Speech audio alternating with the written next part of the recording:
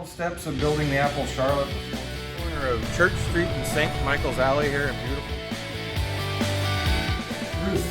That can't be happening in this country now. That's actually not how the bill of fare. So you had to have what's called a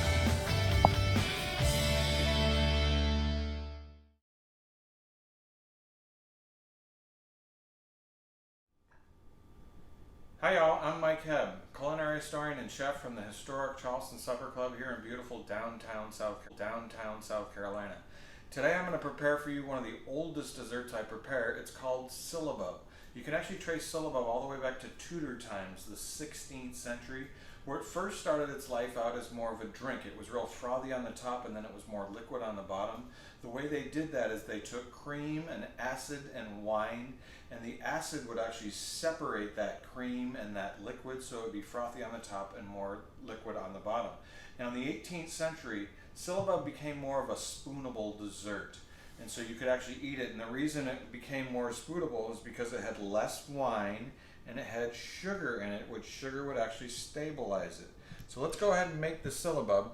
Now back then they would have used a birch whisk in order to get that Syllabub going. Fortunately we have modern technology. We're going to go ahead and use a stand mixer.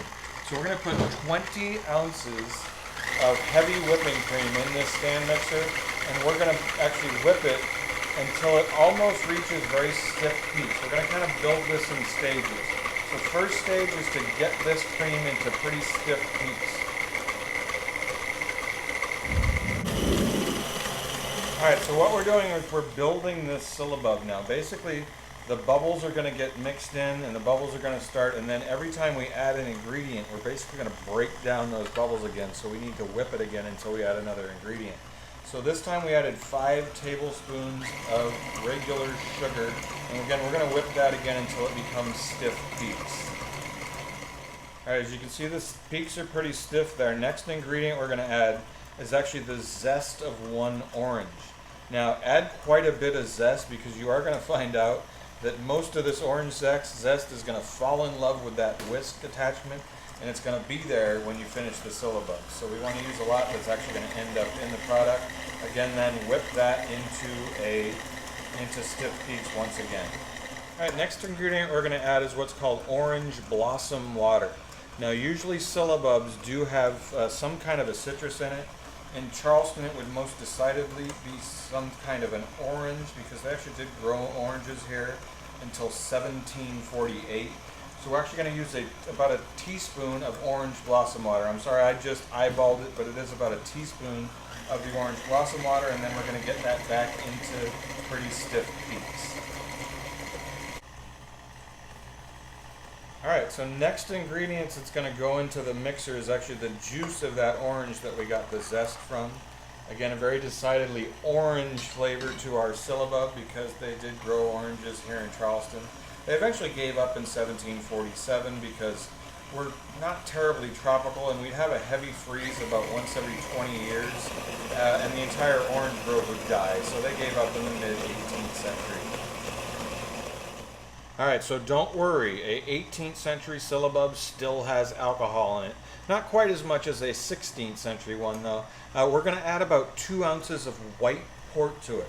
I'm going to go ahead and eyeball this as well, but it'll be about 2 ounces of white port. Now the reason it's wine from Portugal is because we were an English colony. The English had a lot of difficulty and were at war quite often with France, so they did depend on Portugal for the majority of their wine, especially a wine called Madeira. Alright, so you can see we whipped it until it's very, very heavy peaks. Now we're going to go ahead and serve our Syllabub. Now, there are actually specific Syllabub glasses that you can use. I'm actually just going to use an 18th century wine glass here. It's a very, very rich flavored dish. It's the kind of dish that you get a couple of spoonfuls and then it just kind of fills up your stomach after that. So we're going to spoon the Syllabub into the wine glass. And again, a little bit goes a long way with a Syllabub. It is a very, very rich dish. And then we're going to go ahead and garnish this Syllabub with a little bit of the most popular spice in the 18th century, which is called nutmeg. And then we will top that off because this is our orange syllabub with an orange slice. So y'all, I am Mike Hebb from the Historic Charleston Supper Club here at the South Carolina Historical Society here in Charleston, South Carolina. Enjoy your 18th century syllabub. So you can actually eat it, and the reason it became more spoonable. And we're right at the display of Mary Mott Alston. The census actually showed that there were 10 enslaved Africans that actually lived. This is called shrimp pie. Why? Because of 5 years. Yeah. So you had to have what's called a kitchen